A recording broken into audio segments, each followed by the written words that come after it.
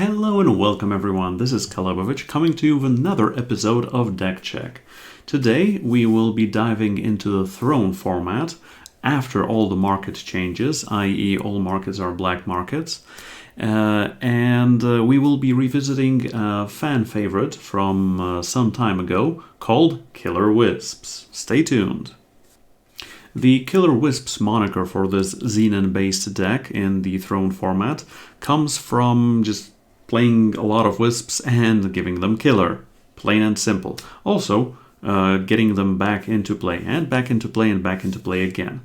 But the latest expansion, Echoes of Eternity, has given this deck some cool tools for sure, and I was testing them out in the last couple of days. It all started with a viewer question from the previous video, or one of the last videos from Eternal Highlights, and that was: is there a way to get Flame-Bathe Reformation made into a deck, at least semi-successful deck? There's a 3-cost Shadow Relic that says once per turn you may pay 2 to give one of your units Exalted, then sacrifice it. So this was the base of the deck, although you won't see this card in the deck anymore. It went out of the deck in the first phases of testing it, but there is a similar card to this one that works really well with this theme of deck that is called Grottov's Burden. It is a 5-cost triple time relic that says your single faction units have Exalted, and most of your units in this deck are single faction. Spellcraft 3, play Bury the Past, so you put a unit or relic on the bottom of its owner's deck, and later you can pay 5 to draw a card. If it's a single faction unit, you get to play it. But it also turned out that this card was rather slow, and if I had it in my market, I was not going for it. But you already can see 2 cards that I tried to go with. There was a third relic that actually stayed in the deck. That is called Makar's Quiver. It is a 2-cost double shadow relic that says when you play a single faction unit, it gets +1 attack permanently. For 1, you can spellcraft a Warlock's Brew, give a unit and each unit with enemy unit with the same name -2/-2 this turn. Also, you can pay 6 to give a single faction unit plus attack equal to the highest attack unit in your void. And if you have seen in the past Killer Wisps in action, or have played it in the past, you know that this is a heavy void-based deck. Also, you can see right now in the unit on the unit side that all the units aside from the smugglers are single faction here. So Makar's Quiver is going to trigger more often than not. So what is this deck about? Well, the previous iterations of this deck mainly revolved around Pathlighter, the 1-cost 1/1 Deadly Wisp. With Infiltrate, reduce the cost of each Radiant in your hand by 1. Also Tribute, +2/+2. Tribute triggers when this unit is played if a unit went to your void this turn. Doesn't mean one of your units had to have been killed. It can mean one of other things. For example, Chairman's Contract, discarding a unit from the top of your deck to your void. This is not a surefire process because you don't know usually what cards you have on the top of your deck, but this can incidentally trigger that tribute effect. Another one is if you have Xenan Temple in play, and Xenan Temple is a 5-cost double Xenan site that works really well with this deck. It says when an enemy unit dies, steal it and put it into your void. So if you kill an enemy unit, or if it dies in combat or something like that,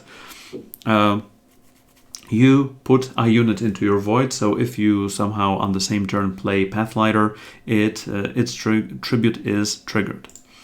Okay, so there is a ton of ways for your units to get Killer, like that Pathlighter, or some other of your units, like Dawnwalker, and that is with 4 copies of Predator's Instinct, 1-cost time spell, give a unit Killer. A similar spell costing 1 more called Xenan Initiation, you also give the unit +1/+1 alongside Killer. And Xenan Temple, in which one of the 3 agenda spells is Xenan Initiation as well. Also, this one has Scare, which swaps a unit's stats and can kill Aurelian merchants and such on a whim. You have Xenan Augury. Just look at one of the draw one of the top 3 cards of your deck, put the rest on the bottom, you gain 3 health. And also at the end you get World Joiner, which is great. It is also great if you immediately put Killer on it and attack in that way.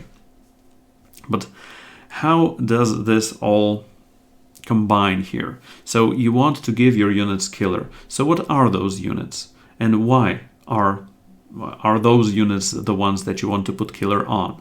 So yeah, you probably have already seen the combo of Emblem of Grotov specifically for Killer decks. This is a power card that on Decimate can give you a 2/2 Earth Elemental with Exalted. And remember, when the unit with Exalted dies, you get to play a weapon with the unit's stats and other battle skills on one of your units. And Killer is incidentally a battle skill. So if you have your Earth Elemental in play and you play one of these on it, then you get to kill a unit, and then you get to put a +2/+2 or +3/+3 weapon with Killer on one of your other units and trigger that Killer attack as well. So another fan favorite Killer target is Dawnwalker, a 3-cost double time 4/1 Radiant with Overwhelm. That also says if you have 4 time influence and when you play a unit with 5 attack or more, you get to play Dawnwalker from your Void exhausted. And remember, giving it Killer gives it Killer permanently. So you get to return a Killer with Overwhelm into play, and then on the following turn just use it and deal a lot of damage to a unit and to the opponent as well. There are other ways to work with all those Killers. And that is to play some Wisps, like this Pathlighter with Deadly, or, well, Magenta Wisp is a 2-cost Shadow 2/2 Wisp that you can pay 1 and sacrifice it to kill an enemy unit with 3 attack or less. This is not Killer, but this is removal anyway. And then you get to recur it with cards such as Soulbringer, a 4-cost double Shadow 4/3 Radiant that had been buffed several months ago. That says summon, play a Wisp from your Void and give it +1/+1 permanently. Or Tribute, so if a unit went into your Void on the turn you're playing this card, you get to play 2 Wisps from your Void instead and give them +1/+1. Previously, this didn't give the stat buff, but with the stat buff, this card is even better.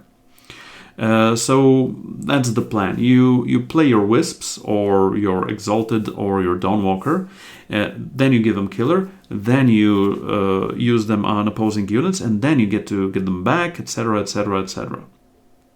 But there are other ways or other combos within this deck as well. The main one is, well, just bringing everything back from your Void. So reusing all those Killers, so Killer Wisps or reusable Killers. So you have your Dawnwalkers that you can get back. You have your Soulsbringers, which bring your Wisps back, no matter the cost, but there are no expensive Wisps in the game so far. But also there is one of my favorite cards in the game. There is Ephemeral Wisps. It is a 2-cost time 0/1 Wisp that says Empower, which means each time you play a power card or a power card comes into play for you, you get to play this from your Void. Now this is where Makar's Quiver comes in very handy. This is the relic that said when you play a single faction unit, it gets +1 attack permanently. So if you have your Ephemeral Wisp in your Void, if you have Makar's Quiver in play, you play a power, you get to play your Ephemeral Wisp from your Void. So Makar's Quiver triggers, the unit gets +1 attack permanently, then Ephemeral Wisp dies, it comes back as a 2/1, etc., etc. If you give it Killer, then it's a reusable Killer as well.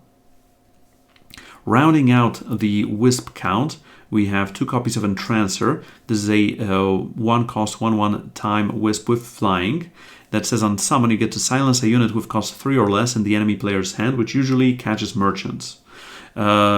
Previously, this card had been buffed to silence a unit with cost 4 or less, and then it was nerfed back to the 3 or less. So there's a story there somewhere, probably.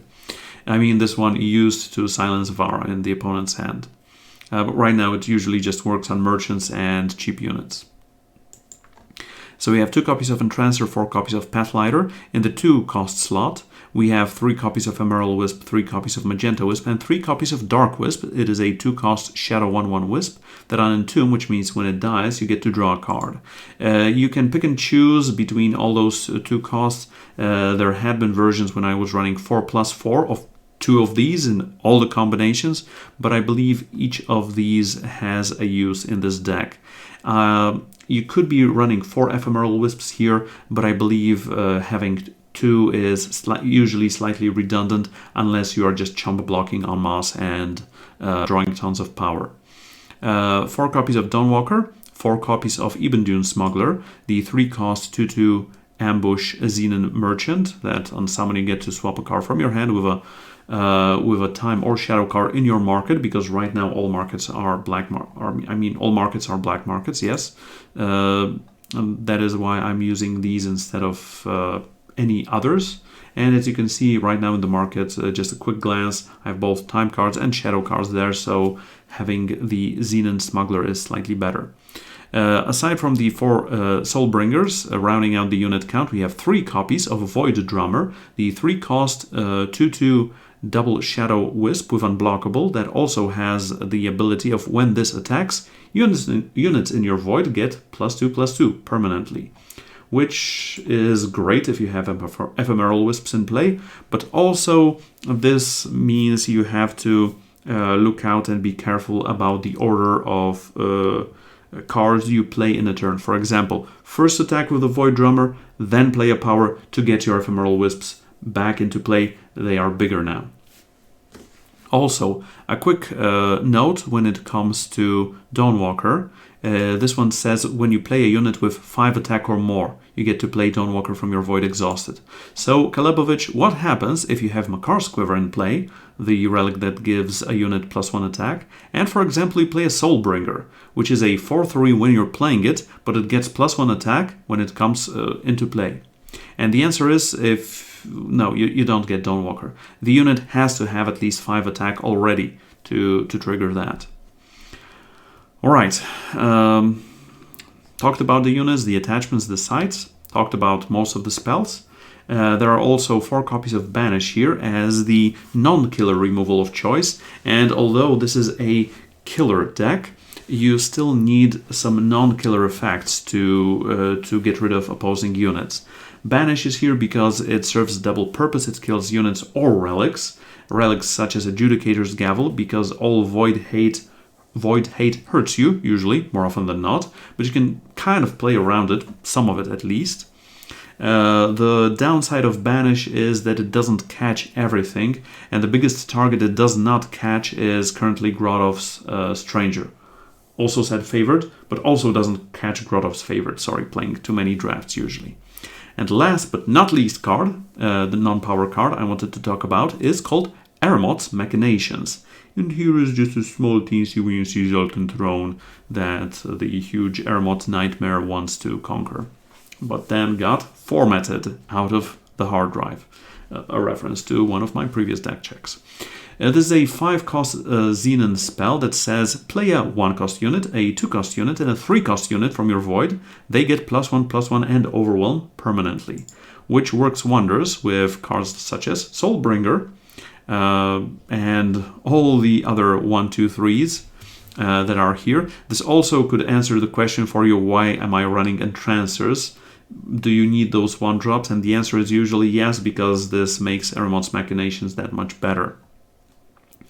Also, there is a cool thing you can do in this deck when you're talking about Aramot's Machinations, and that is if you hit your opponent with Pathlighter, if you infiltrate with Pathlighter, you get to reduce the cost of each Radiant in your hand by 1. So if you have in your hand a Dawnwalker or especially a Soulbringer, and if you can get Soulbringer down to 3 or 2 cost, and then later in the game you can bring it back with Aramot's Machinations, then that Soulbringer also brings back some other wisps, so you get to just flood your board from your Void.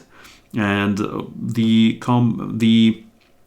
putting together Soulbringer and Eremot's Machinations in a deck gives it a lot of staying power, even against a lot of silence effects that are running around right now, even against a lot of mass kill effects that are running around right now.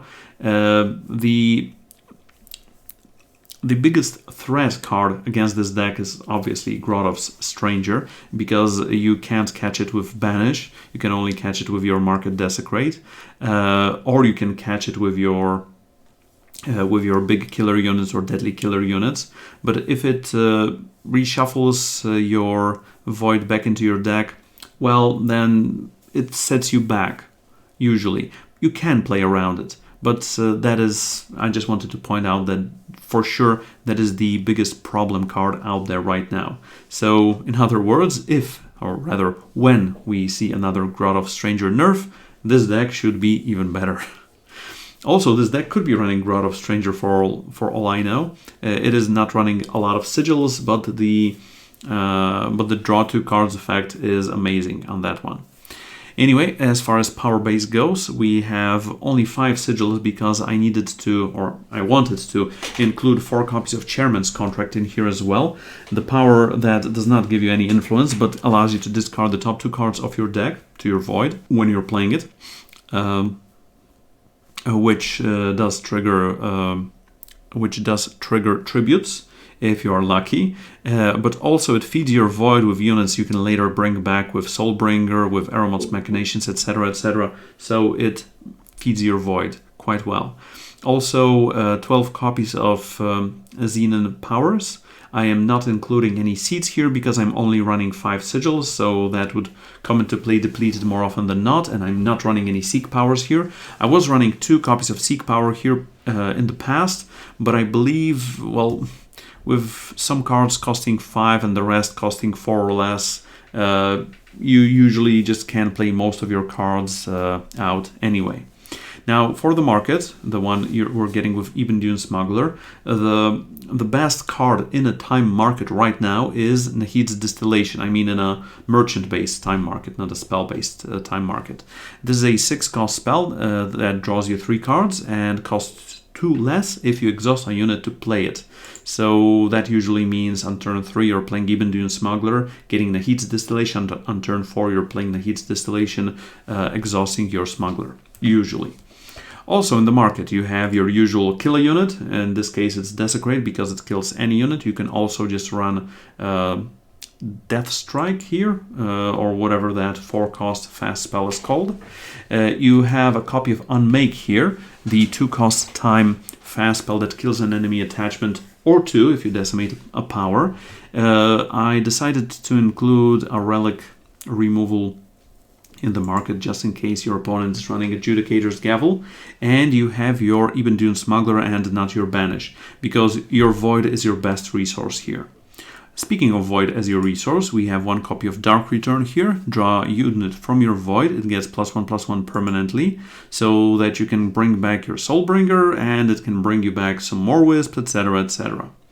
Last card in the market is a tricky one, and it's called Contaminating Ritual. This is a 1-cost shadow fast spell that says give one of your units +1 attack, flying, and life steal permanently.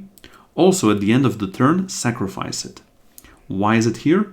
Because if you get behind on health against fire-based decks or primal-based decks, you don't have any ways of gaining back health in this one. You can only lose it off of Emblems of Grotov, honestly. Well, you have your life gain theoretically on Xenan Augury, but that's about it, and that's not a huge health swing. But even if you can Contaminating Ritual and Ephemeral Wisp, that serves a great purpose, because then it just returns. If you're Contaminating Ritual a Dawnwalker or a killer unit or something you're gonna bring back later anyway with Eremot's Machinations or Soulbringer, that's where this one is at its best. Also remember, if you can, for example, play Emblem of Grotov, have the Exalted Earth Elemental, give it Killer, give it Contaminating Ritual, attack something, gain a lot of health, then put a +3 or +3/+2 or +4/+3 weapon with Killer, Flying, and Life Steal on another one of your units. Plain and simple. And then later, if you Dark Return, or Ermot's Machination, your elemental back. It is a huge elemental with 3 keywords, with 3 battle skills on top of the Exalted, and you can use that again. So this deck is usually rather slow, has a lot of staying power, even against silence effects, because remember, even if they silence your units, even if they silence the killer off of your units, then you're just making them bigger anyway with Void Drummer. If they're in your Void, you're bringing them bigger with Soulbringer, you're bringing them bigger with Ermot's Machinations and giving them Overwhelm at that point. And you're making them bigger with Makar's Quiver. And don't forget the activated ability of Makar's Quiver here. Pay 6 to give a single faction unit plus attack equal to the highest attack unit in your Void. So you can have like 15-1 Overwhelm Dawnwalkers at will, almost. And if you get to play World Joiner and it dies, that swing off of Makar's Quiver activation is just huge. Now, a word of caution. Unfortunately, I'm leaving it towards the end of the deck explanation. This deck is not tier 1, it is not tier 2. I'm not sure if it's even tier 3 in the current metagame. Because, for example, if you just play against Xenan Stranger base deck with Grot of Stranger and Makar Stranger, you're usually losing because they are playing better cards. Or I just had some rotten luck with this deck lately. I mean, I did not have a huge win percentage with this one, but the games I did win and the games I did play, they were rather long, but they were very fun, that is for sure. So if you're tired of playing the same decks on ladder and you just want to have some fun and you want to bring some stuff back from your Void, this is one for you. If you want to play in a tournament, just take a look at Eternal Warcry for some tier 1 decks. Okay, speaking of fun games, let's watch a couple, shall we? Alright, 2 Ermot's Machinations are great, but there are no units, or almost no units to bring back with that. This is the reverse of that, so we have an Entrancer, we have 2 copies of Ephemeral Wisp and 4 power. And let's see what the opponent is playing. Seed of Vengeance. Sure. Also, what you're seeing right now is a version where I had Nahid's Distillation main deck and Xenan Temple in the market. I was testing a lot of cards, a lot of card combinations in this one, but I sincerely believe that that multiple copies of Xenan Temple main deck are better than multiple copies of Nahid's Distillation, usually. And you usually don't want to be running one and the other, because there is just no space for that in this deck. Once again, usually. Now here, let's attack, and let's, after the attack, let's play Crest of Mystery and Ephemeral Wisp number 2. But as you can see right now, the second Ephemeral Wisp is very redundant, and I'm still wondering if they are really necessary in this deck. I mean, they have a lot of cool combinations here for sure. In this version, at least, you can just play Nahid's Distillation off of it, at the very least. The biggest combo here is with Makar's Quiver, obviously, because you get to replay them, and each time you respin them, they get bigger and bigger, and then you can start using the second ability of that one. But yes, I believe 2 or 3 copies are better than just playing a full regiment of 4. Also, drawing 3 cards, just regassing, even if it's on 2 sigils, is better than waiting 3 turns to get those cards. Also, with Soulbringer, you have to be careful about how you play about the order of cards you're playing, because if you want to make your Ephemeral Wisps bigger, you cannot play a power before playing Soulbringer. Here I opted not to do a lot. The opponent seems to be running a Karendon control-ish deck, at least right now. So I don't want to be caught inside Shenra's Peaks, because that one also silences all the units it kills.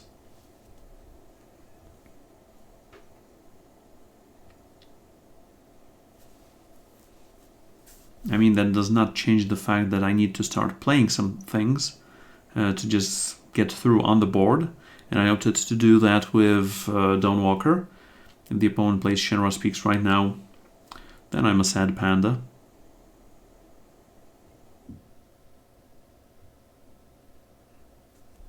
So I'm not a sad panda, it seems. That's a Saber-Toothed Pride Leader.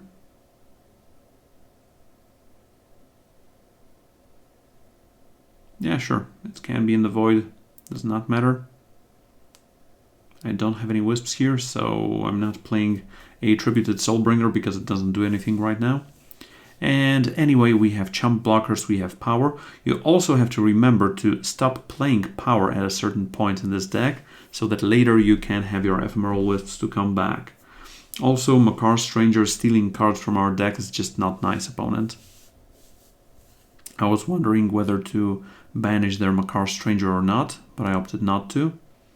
Here we just chump block because we have those sigils that can bring these back later. And I was thinking about banishing that Makar Stranger, but decided not to. With Void Drummer and potentially making those Wisps bigger, now for me is the time to get rid of that one. Attack. Play Void Drummer for sure, play power to get those back. This is not the greatest of plays. I mean, it does protect us from receiving 5 damage off of their attack with Ember Acolyte and Saber-Toothed Pride Leader, but if they don't attack, we don't have anything, we don't have any Wisps to buff with Void Drummer.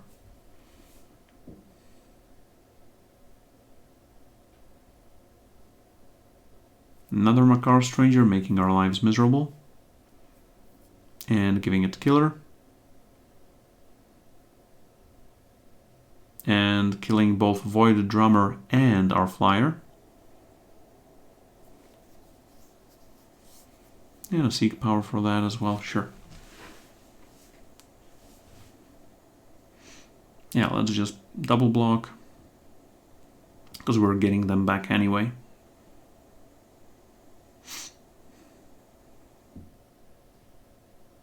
Now I was thinking what to do in this situation. You also gotta remember that the opponent has Makar Stranger, which just kills everything at will here.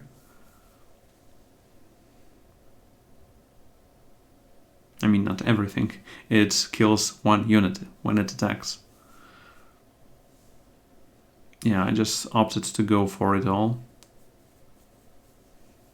So that if the opponent attacks with Makar Stranger, I will be able to just block or double block or triple block it. They will have card advantage for sure, but we will at least get rid of that one.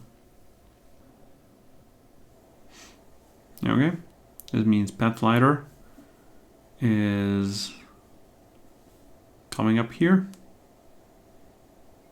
And they're choosing to kill Pathfinder, sure. So that their Stranger is in play still. But fortunately, we're gonna top deck something. And that thing is... Oh, opponent, you stole that from us. That thing is Even Dune Smuggler. And remember, in this version, Xenan Temple is in the market instead of Nahid's Distillation. Which means, for this one, we are getting Xenan Temple. We are giving our Exalted unit +1/+1 and Killer. We are killing Makar Stranger and gaining it to our Void. We are also playing the Exalted weapon, and I was thinking, but in the end I decided to play it on the Smuggler, and I wanted to kill just their big unit, their 3/5. So they cannot oppose the Temple of Xenan. I also should have attacked with my Radiant. That was a mistake. Makar Stranger number 3. Stop stealing from us, opponent.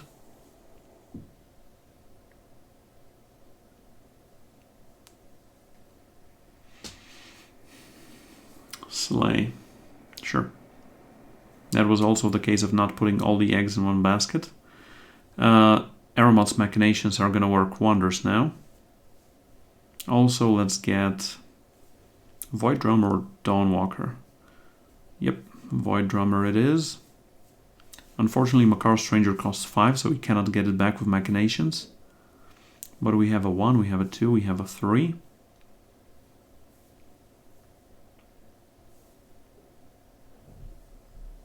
Yes, in this version I was running Strange Navigator in place of Unmake.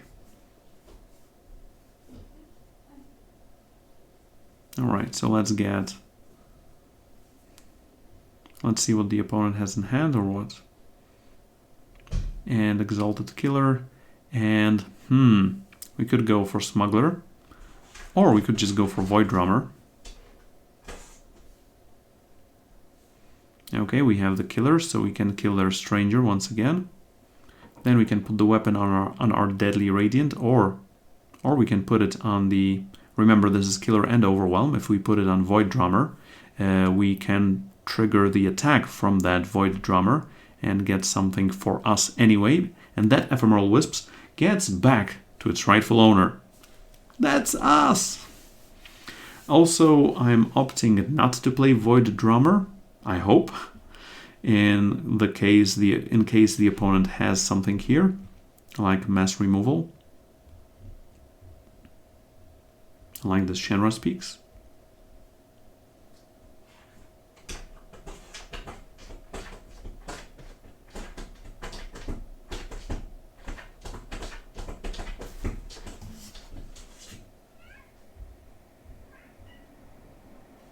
Alright, let's kill their unit, and let's play our Wisps.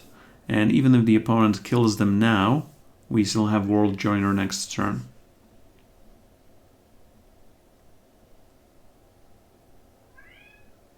Full cost Nahid's Distillation is still a good card in this situation for the opponent.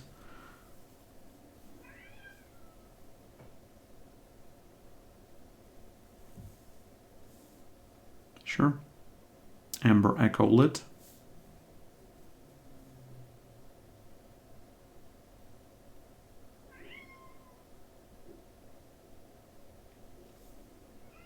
Alright, let's get World Joiner. Let's attack with both.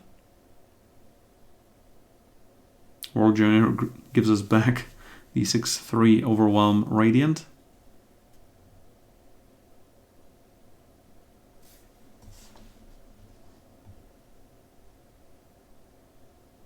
And opponent, did you have enough? Have you had enough?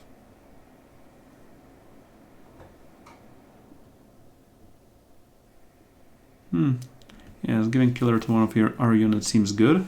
2 Ephemeral Wisps were silenced, but the one the opponent stole from us and we stole it was still there. Okay, that was a long and arduous game number 1. Let's get to game number 2 now. Now this is the version with Xenan Temple's main deck and Nahid's Distillation in the market. This version still was running 2 Seek Powers main, i.e. the deck list you saw at the beginning of the video is the current one, after some testing.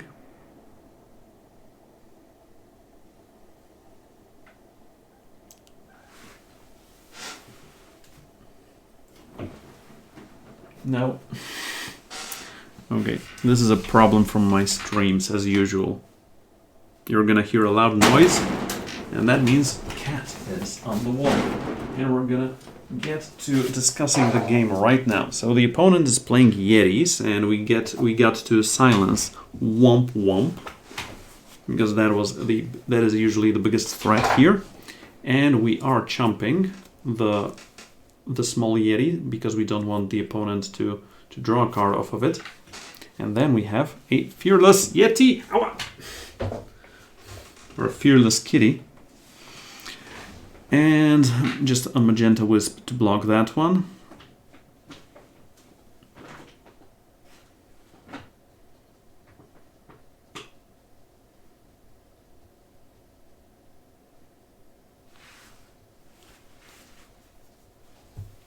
Ow. Now that's a killer.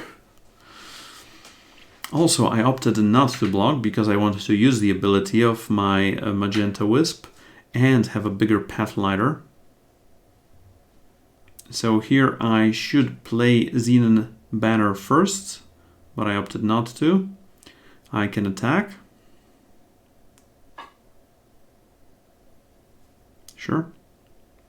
And here I made a small mistake when it comes to sequencing, because I should have played Xenan Banner first. I mean, playing this into Seek Power, yeah, means I cannot play Xenan Banner and Pathfinder. So I'm just going to play that power, and I'm going to play Pathfinder. The upside, or rather not the downside of the situation, is that I'm not running any seats in this deck, which means I do not have to save my sigils in the hand. Also, in this situation, I don't believe I'm blocking, because my 3/3 Deadly is gonna stand the test of time and Yetis.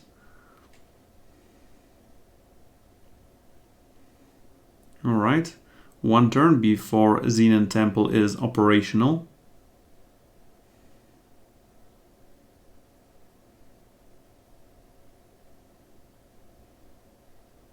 Getting snowballed, unfortunately, which means something bad is about to happen. Like Blazing Salvo, sure. Here I opted to just kill a Yeti. And I opted to go for the one that deals more damage, not the one that draws them a card back.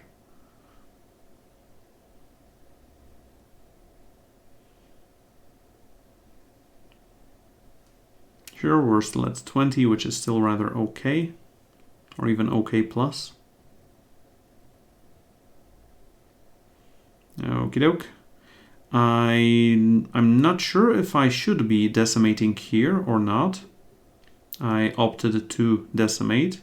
And between going for Xenan Temple and Earth Elemental with Banish, I had to go for Augury. And after some debacle, I thought that I have to go for Shadow Sigil, because that if I don't go for Shadow Sigil, then I cannot play Xenan Temple #2 or Earth Elemental with Banish on the following turn.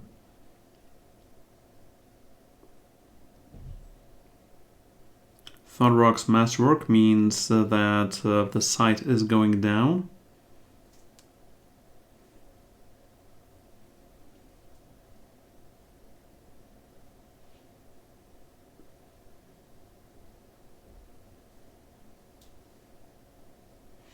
Sure. Yeah, I do have some things here.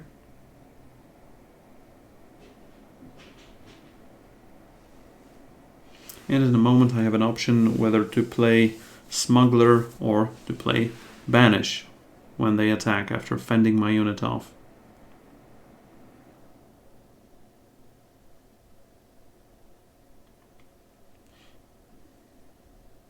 So no blocks, which means I want to go for the Smuggler.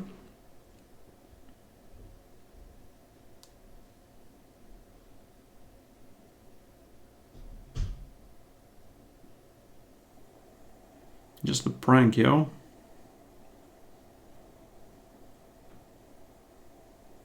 Just a huge prank. Get rid of Xenan Temple, get it for later. And there's no time to go for the Heat's Distillation. It is time to return something from our void. Kill that one while they don't have power up for negates, and just kill the site as well. Also get back Pathlighter as a 4/4 deadly.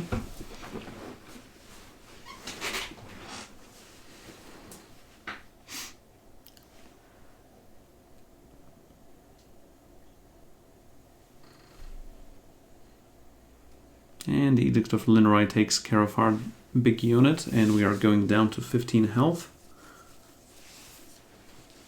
Which is still okay-ish, but I need to be careful. Yeah, this is just a pass, and playing Ebondune Smuggler either during their attack or end of their turn, and probably going for Nahid's Distillation, which is rather slow, but a sturdy play that should give us some health. Okay, Masterwork, sure. They're just gonna freeze the 2/2.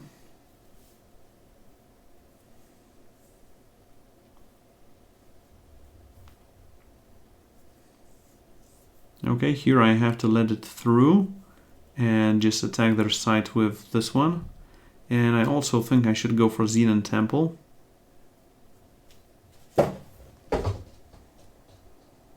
Get it back. Not block, just attack their site. So I didn't need to do that mid-combat, that is for sure. I should have done it end of their turn. That was a mistake. Alright. Fortunately, there was plan B here, and that is giving Xenan initiation to my Totepup and attacking their site anyway. So the opponent has 5 attack worth of units, no cards in hand, but if they don't attack the site, we are getting 3 health back with Xenan Augury, which means they should be attacking the site, in my opinion. I mean, if they don't draw burn, like a torch for our face. Okay, Dark Wisp is here, have no fear. I also want to killer the 1/1 just in case. And decimate and play these 2 out.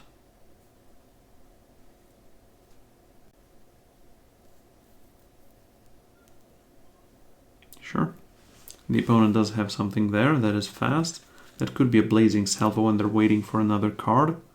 To just swap that with the market. And just going here, just want to draw a card. Just play the weapon on the other Exalted.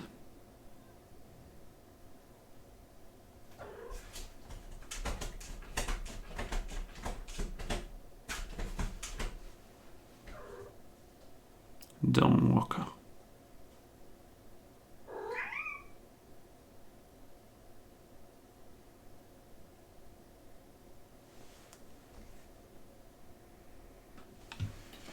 Let's play the Dawnwalker and give it killer. So hopefully we can get it back later. And kill the 3/1. Because the other one has to attack into our units anyway. But being on 6 health is not the greatest solution here. We are still ways away from killing the opponent and we are within their reach. And they do have a snowball here. Yeah, this Ephemeral Wisp doesn't do a lot.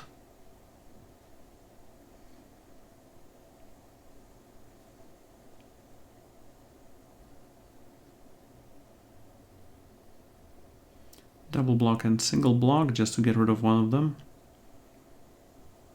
Even if Totepup dies, we still have a blocker for later. Oh, they had an Ice Bolt. Why, thank you, opponent. Let's grab the last sigil.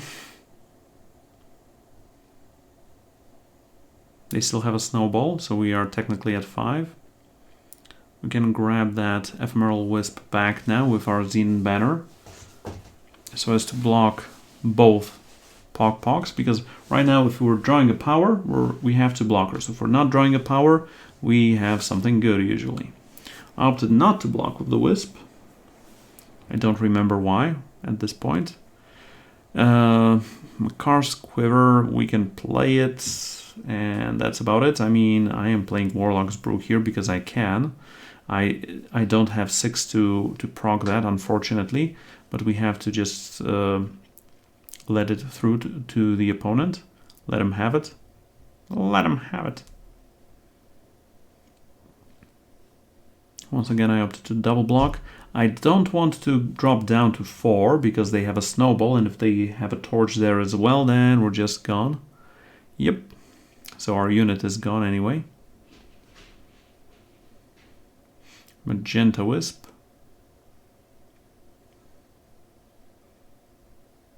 Opponent has a snowball, which means I just want to get rid of their unit here.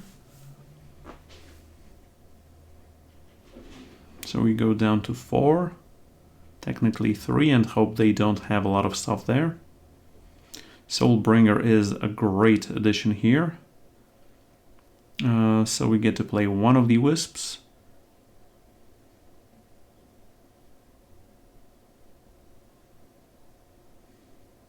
And I opted to go for Dark Wisp because it potentially draws us a card. And as you can see, 5 power Soulbringer, sorry, 5 attack Soulbringer don't bring her back. Okie doke. I don't want to take as much damage, but between going down to 2 and going down to 1, that was... Sorry, down to 3 or down to 2. Yeah. They do have a snowball. They don't have a second snowball. Got back Ephemeral Wisp, but gets slightly bigger. We're grabbing 2 cards to our void. We're playing a Dawnwalker.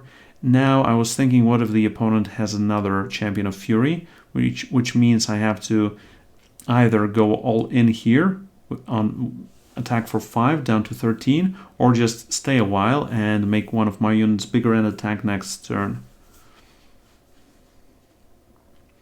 Eremot's Machinations. Sure, so we can just prepare for another attack.